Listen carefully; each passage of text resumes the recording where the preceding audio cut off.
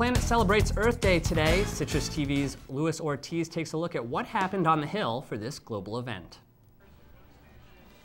Today marks the 41st Earth Day, in which environmental groups organize events to make the planet a safe, clean place to live. At SU, no celebrations were going on due to the Easter holiday, but next door at SUNY ESF, it was another story.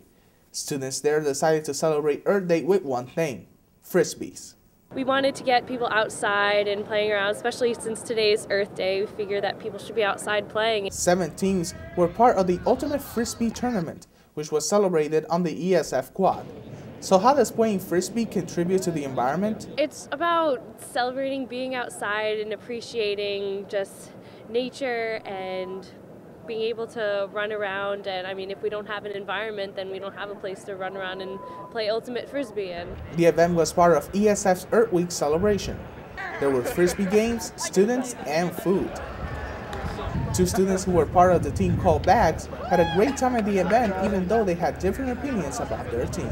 Oh, it's great. It's, great day. I'm loving it. And you think your team is going to win? Oh yeah, definitely.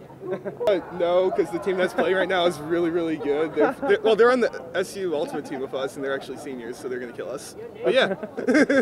Both students agreed that not only did the event brought people outside during their day off, but gets people aware of the environment by playing together as a team.